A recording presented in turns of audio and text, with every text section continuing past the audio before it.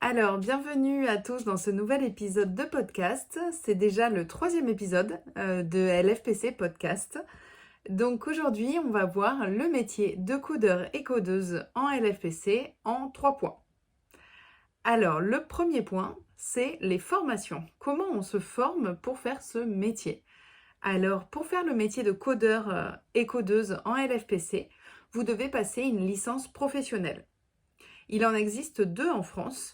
Donc moi je travaille dans la licence professionnelle codeur LPC à l'INSHEA à Paris. Donc c'est là où je suis la responsable pédagogique.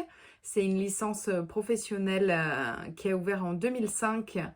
Au début, elle était à Jussieu, à Paris 6, et maintenant elle est à l'INSHEA. Donc c'est à Suresnes, près de Paris. Et donc c'est là où moi j'enseigne la LFPC et où je m'occupe des étudiants. Donc ça c'est la première licence qui a ouvert en 2005. Puis il y a eu la licence professionnelle de Lyon qui a ouvert quelques années après. Je ne saurais dire, je dirais 2008 ou 2009, mais je vais inviter Annie Gier, la responsable pédagogique de cette licence, pour faire un épisode dédié où on parlera de cette licence professionnelle de Lyon. Et elle nous dira si j'ai raison ou pas. Je dirais que voilà, avant 2010, elle a ouvert, mais on en saura plus dans son épisode dédié. Donc c'est la licence professionnelle qui, elle, est à Lyon. Et ces 2 licences-là, à la fin du cursus, si vous validez toutes vos unités d'enseignement et vos stages, vous avez le diplôme de codeur ou codeuse en LFPC et vous pouvez aller directement travailler. C'est le principe des licences professionnelles, c'est que c'est des formations très courtes, hein, de septembre à juin ou juillet, et vous avez la possibilité de travailler dès septembre, hein. Généralement, moi, à l'heure actuelle, j'ai de nombreux services et instituts qui me demandent si mes étudiants, là on est en avril, si j'ai des étudiants qui seraient intéressés pour venir travailler chez eux à la rentrée. Hein, ce sont des licences professionnelles qui permettent d'avoir un travail très rapidement. Moi, le principal problème, c'est plus que j'ai un manque d'étudiants à mettre sur le marché du travail. Parce qu'au niveau du marché du travail, j'ai des offres d'emploi, voilà, je l'ai déjà dit, mais j'ai des offres d'emploi qui m'arrivent souvent et que je ne peux pas combler. Donc voilà, c'est 1 an de formation assez intensive des 2 côtés, que ça soit la licence de Lyon ou de Paris. Et ensuite, si vous validez tout, vous pouvez partir sur le terrain dès septembre et être avec les élèves sourds ou être avec des adultes sourds, si c'est ça qui vous intéresse le plus. On va passer à mon deuxième point, justement. Le deuxième point du métier de codeur et codeuse, c'est au niveau des missions. En fait, soit vous pouvez faire le choix d'être ce qu'on appelle un codeur accompagnateur, soit d'être un codeur transmetteur. Donc le codeur accompagnateur ou la codeuse accompagnatrice d'ailleurs, c'est quand on va travailler plus avec des élèves, plutôt avec des enfants sourds, où on va en fait coder ce qui est dit, donc c'est-à-dire retranscrire en langue française par les complétés les messages qui se passent au sein de la classe, dans l'univers scolaire. Et on va également adapter. Si on voit que l'élève sourd ne comprend pas, qu'il n'a pas un stock lexical suffisant, on va donner un synonyme d'un mot, on va enrichir, on va répéter, on va désigner, on va pouvoir réexpliquer. En fait, il y a vraiment tout un travail de technicien de la langue française en plus. Voilà. Oui, bien sûr, je redonne le message qui est dit en classe, mais en même temps, je l'explique, je l'étaye, je le détaille. Je vais comme ça vérifier la compréhension du message auprès de l'élève sourd. Et je vais varier mon vocabulaire, je vais donner du lexique, je vais me rappeler du lexique qui a été déjà vu pour ensuite le redonner. Je vais le répéter. On dit qu'il faut 80 fois pour où on entend un mot pour le mémoriser au début.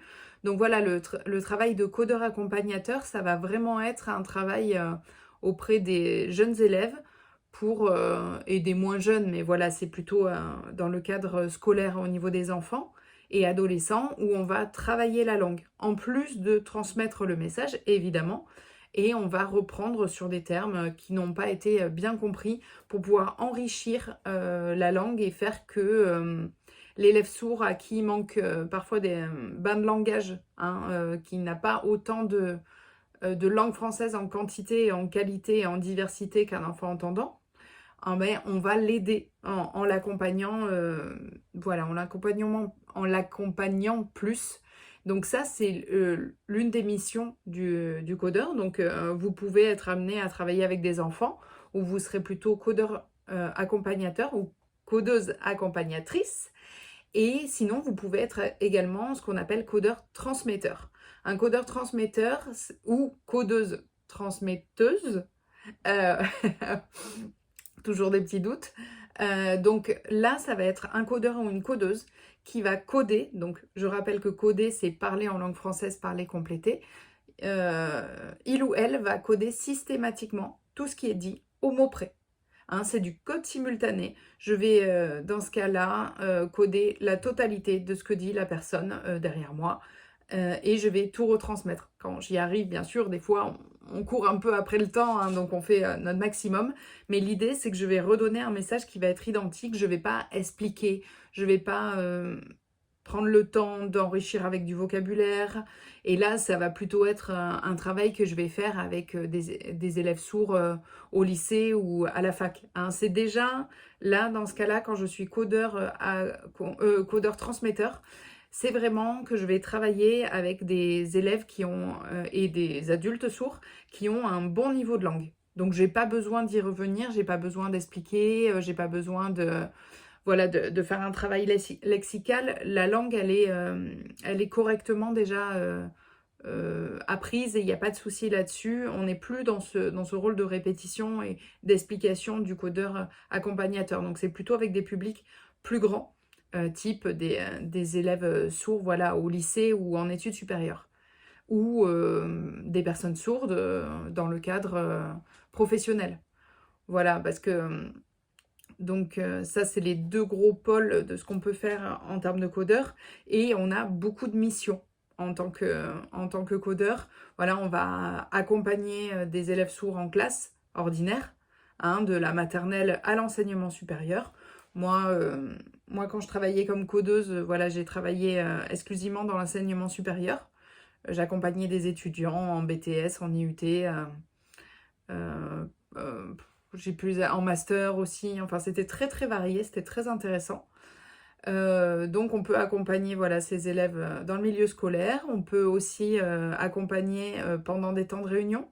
Donc, que ça soit des réunions pour l'élève. On peut avoir des conseils de classe, on peut avoir des rencontres par enseignants. Enfin voilà, il y a plein de réunions qui se font en dehors du temps scolaire pour l'élève. Et donc, le codeur ou la codeuse va pouvoir accompagner. Comme mission aussi, on peut entraîner l'élève au codage et au décodage. On va créer des ateliers de décodage, notamment si on voit que l'élève sourd a des difficultés à décoder le code, de décoder la langue française parlée complétée. On va pouvoir faire des ateliers de décodage. On peut aussi faire des ateliers de code pour les élèves entendants qui voudraient apprendre la langue française parlée complétée. Ça, c'est possible. Le codeur peut aussi faire passer des tests thermo. Donc le test thermo, c'est un test de réception des messages oraux, et on va pouvoir le faire passer à l'élève sourd pour savoir quel est son niveau de réception au niveau des messages oraux. Ça, c'est dans les missions du codeur. La mission, ça va être aussi d'accompagner les familles. Voilà, comme on va vous former à être un professionnel de la surdité sur 1 an, vous allez ensuite avoir les connaissances et les compétences nécessaires pour pouvoir accompagner au mieux les familles, et aussi participer à des informations surdité. Voilà, donc ça, c'est d'expliquer que ça soit aux élèves entendants ou à l'équipe pédagogique. C'est des petits temps d'information d'1 heure où on va expliquer qu'est-ce que c'est la surdité, les degrés de surdité, les bonnes pratiques à faire quand on accueille un élève sourd dans sa classe, Voilà, toutes ces choses-là qui fait que la surdité qui fait peut-être peur au début, quand on reçoit un élève sourd dans sa classe, parce qu'on ne connaît pas, ben, ça permet de lever tous les doutes et que tout se passe au mieux. Ça, c'est l'une des missions du codeur aussi, voilà, de participer à ces actions pour favoriser l'inclusion de l'élève. On va aussi accompagner lors des examens, hein, des examens du brevet, du bac, où ça c'est stressant pour tout le monde généralement, hein. Ça c'est des missions où, voilà, comme on a accompagné l'élève en classe, on est parfois aussi stressé que lui lors de l'examen. Qu'est-ce qu'on va pouvoir avoir d'autre dans les missions? On va pouvoir travailler dans des centres relais, et c'est-à-dire coder des conversations téléphoniques. Ça, il va en avoir de plus en plus. On y reviendra, je ferai un épisode dédié sur les centres relais. Mais voilà, les centres relais, l'idée, c'est de pouvoir qu'une personne sourde puisse passer des appels téléphoniques par tout un réseau avec un codeur, la personne sourde, l'intermédiaire, l'interlocuteur. Et donc ça, on y reviendra. C'est super, hein, ces centres relais qui se développent de plus en plus. Pour l'accessibilité, c'est vraiment bien. Donc voilà, il y a plein de missions au niveau du métier de codeur et codeuse.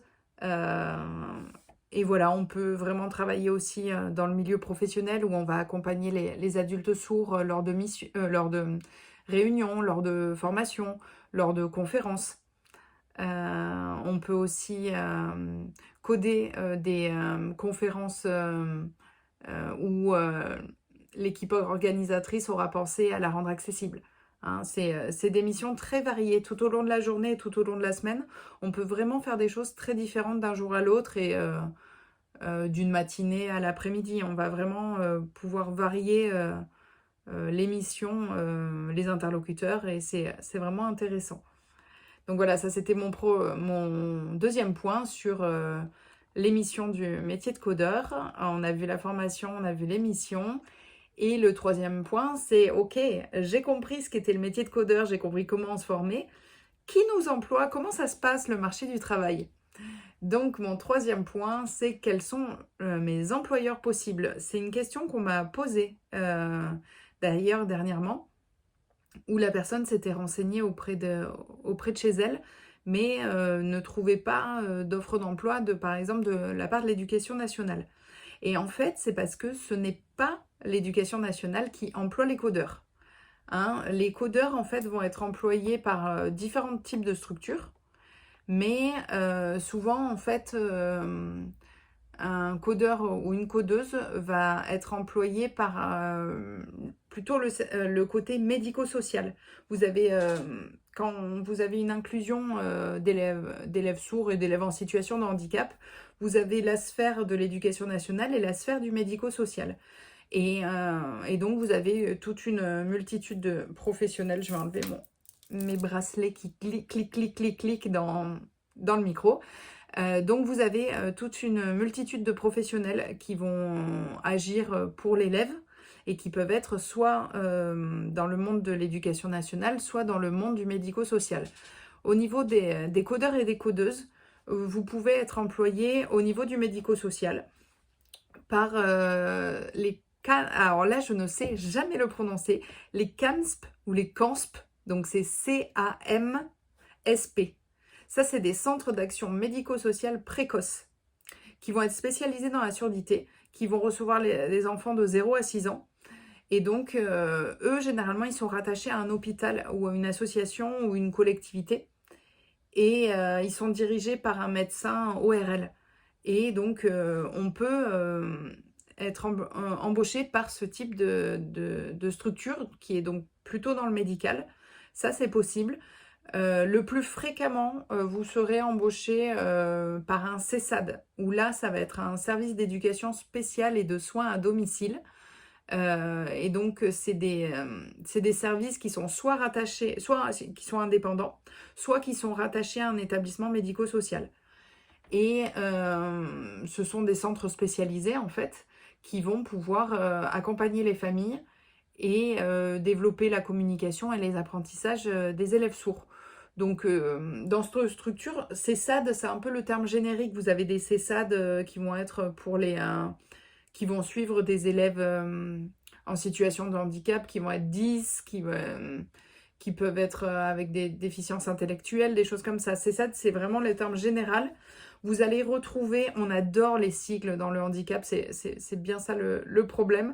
Vous allez retrouver une multitude de cycles. En fait, vous avez CESAD, j'essaie d'expliquer simplement, c'est le terme général.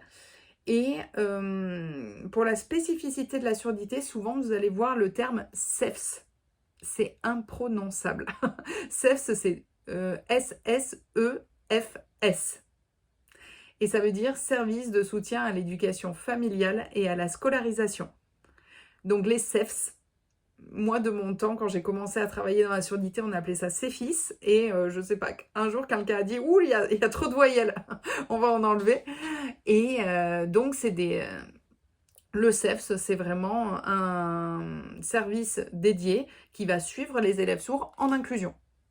Donc on va retrouver plusieurs professionnels dedans. On peut avoir des psychologues, des orthophonistes, des enseignants spécialisés, CAPEJ notamment, des codeurs et codeuses en LFPC, des interprètes en langue des signes, des interfaces de communication. Voilà, c'est un plateau technique qui varie selon les instituts. Et donc, vous pouvez être employé par un CEFS. Vous pouvez être employé par un SAFEP. Voilà, encore un sigle, donc SAFEP. C'est un service d'accompagnement familial et d'éducation précoce. C'est pour les 0-3 ans. C'est vraiment pour suivre les tout pitchouns, les tout petits.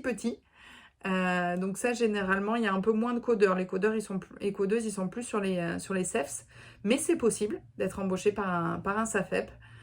Et donc là, vous allez voir les tout petits, les 0-3 ans. Donc voilà, vous pouvez avoir ce type de structure-là dans les CESAD. Vous pouvez aussi être embauché par des INJS, des Instituts Nationaux pour Jeunes Sourds, où là, vous en avez 4 en France. Vous avez Bordeaux, évidemment, je vais dire Bordeaux en premier parce que je suis bordelaise. Vous avez aussi Paris, vous avez Metz et vous avez Chambéry. Donc ça, c'est les 4 gros instituts nationaux en France. Malheureusement, il n'y en a pas plus. Et ils peuvent vous employer dans leur structure et vous allez suivre les élèves en inclusion qui sont tout autour de l'institut.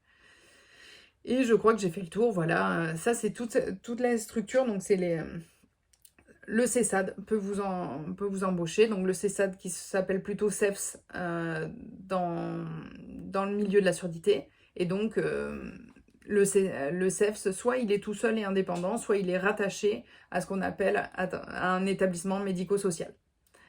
Et donc ça peut être votre employeur. En grande majorité, ça va être votre employeur. Donc c'est les instituts, les établissements médico-sociaux ou les services médico-sociaux, voilà, qui sont ambulants. Hein. Il y a vraiment l'idée, si je ne l'avais pas déjà dit, c'est que le codeur et la codeuse vont aller dans les écoles, donc vont se déplacer tout au long de la journée pour suivre les élèves en inclusion. C'est des élèves qui ne sont pas dans les murs. Hein. C'est vraiment avec pour but premier qu'on puisse accompagner les élèves en inclusion, qui soient dans le milieu ordinaire, qui soient en classe avec leurs copains entendants. Donc, j'avais dit que vous pouvez être embauché par les CAMSP, je ne sais toujours pas, par les CESAD. Vous pouvez aussi être employé par le milieu associatif. Hein, il y a aussi des associations, soit des associations de parents, soit des associations plus spécialisées dans le médico-social. Ça, il y en a beaucoup aussi qui ont le même statut, au final un petit peu le même statut que les établissements médicaux spécialisés. Donc vous pouvez avoir des associations comme ça qui vont employer des codeuses pour, pareil, suivre les élèves sourds en inclusion individuelle. Et vous pouvez aussi avoir les relais handicap dans les universités qui vont employer directement des codeuses. Ça c'est possible, ou les services publics ou les entreprises aussi qui peuvent employer directement sur un temps donné des codeurs. Et vous pouvez aussi avoir les familles. Les familles peuvent vous employer, donc les parents d'enfants sourds peuvent vous employer directement Donc là, généralement, souvent c'est pour rajouter des heures de code. Mais voilà, vous pouvez être employé par des familles. Et la dernière possibilité, c'est que vous pouvez être employé par vous-même. Vous pouvez avoir un statut d'auto-entrepreneur en tant que codeur et codeuse. Ça, c'est tout à fait possible. Et ensuite, vous allez travailler avec des missions. Donc, c'est assez varié. Là, j'ai pu voir que certains rectorats pensaient également à employer des codeurs et codeuses. Donc ça, j'en saurai un petit peu plus, je pense, l'année prochaine. J'hésiterai pas à en parler. Mais voilà, il y a cette possibilité-là que des codeurs et codeuses soient employés directement par l'éducation nationale. Donc je me renseignerai pour en savoir plus et je vous tiendrai au courant. Je crois que j'ai fait le tour. Il y a également, j'ai oublié, vous avez les médico-sociaux, donc c'est soit des centres médico-sociaux, soit ça va être une association, mais c'est aussi possible de créer une entreprise. Vous pouvez être embauché par une entreprise qui va faire du code. Voilà, ça on en a en France, type l'entreprise Lopica, qui donc est comme une association, emploie des codeuses qui vont suivre les élèves sourds en inclusion, mais voilà, c'est une entreprise. Donc tout ça, c'est les employeurs potentiels. Il y en a vraiment beaucoup en France, un peu. Donc ça dépend des secteurs. Mais quand je vous disais qu'on recrute parce qu'on manque de codeurs et codeuses sur le terrain, c'est vrai, j'ai tous ces employeurs-là qui... là, j'ai encore diffusé des offres d'emploi, par exemple sur le 35, ou là, je sais qu'il y a aussi sur la région parisienne, il y a des postes qui ne sont pas pourvus. Là, j'en ai plusieurs en tête, par exemple. Donc, c'est vraiment un métier très chouette et on manque vraiment de gens pour le faire sur le terrain. C'est bien dommage. Mais bon, j'y crois avec ce podcast, avec nos réseaux sociaux, avec tous les partenariats qu'on met en place. Je suis sûre que progressivement, on va arriver jusqu'aux étudiants pour montrer qu'est-ce que c'est le métier et peut-être que ça plaira à certains d'entre vous. Voilà, donc qui vous emploie, c'est ça. Et ce qui est important de savoir, là je vous ai parlé des employeurs possibles, mais au niveau des collègues, aussi ce qui est important de savoir, c'est qu'un codeur ou une codeuse en LFPC ne travaille jamais tout seul. Hein. C'est vraiment un professionnel de la surdité qui va travailler dans une équipe pluridisciplinaire. Évidemment, face à l'élève sourd, il va être tout seul, ou elle va être toute seule, mais ensuite, il va avoir des cadres, des temps de réunion, hein, des temps de réunion d'équipe pluridisciplinaire où on va échanger entre professionnels. Donc ça, c'est important de savoir que c'est un métier qui nécessite d'aimer travailler en équipe. D'aimer ou au moins de ne pas être trop allergique au travail en équipe parce que on va souvent se retrouver soit à travailler avec ses autres collègues codeurs et codeuses, mais aussi à travailler avec toute une multitude de professionnels au niveau de la surdité. Donc vous pouvez travailler avec des enseignants spécialisés, CAPEJ notamment. Donc CAPEJ, c'est le certificat d'aptitude au professorat des jeunes sourds. C'est le diplôme que j'ai également. J'ai le diplôme de codeuse et j'ai aussi le diplôme d'enseignant spécialisé. Vous allez pouvoir travailler avec des éducateurs et des éducatrices spécialisées. Vous allez travailler avec vos chefs de service, les équipes de direction, avec des assistantes sociales, des assistants sociaux. Vous pouvez aussi travailler avec tout ce qui va être la partie médicale, donc avec des orthophonistes, avec des psychologues, des pédopsychiatres, des médecins ORL. Voilà, enfin c'est assez varié, des psychomotriciens et psychomotriciennes également. Enfin voilà, vous pouvez avoir vraiment une multitude de professionnels avec qui vous allez travailler. Vous pouvez avoir des interprètes en langue des signes également lors d'équipes pluridisciplinaires. C'est très varié, ça dépendra des centres. Et vous pouvez, ça c'est le côté médico-social, vous pouvez aussi travailler, et vous allez travailler en partenariat avec l'éducation nationale. Donc ça, vous allez travailler avec les enseignants de l'éducation nationale, les CPE, les surveillants, les personnels de direction aussi. Et donc avec les personnes de l'éducation nationale, vous allez travailler pour aider à l'inclusion scolaire et sociale de l'élève sourd. Et également, par contre, il faudra faire attention à donner des informations, mais faire attention au respect du secret professionnel, du secret médical un petit peu, quoi. L'idée, c'est de savoir doser comment donner des informations tout en faisant attention à ce que vous ayez le droit de les donner. Voilà, les degrés de surdité, généralement, ça pose pas de problème. Comment aider l'enfant à être mieux placé en classe, par exemple. Mais il faut toujours faire attention, voilà, au secret professionnel. Donc, c'est ces 3 points-là pour être codeur et codeuse.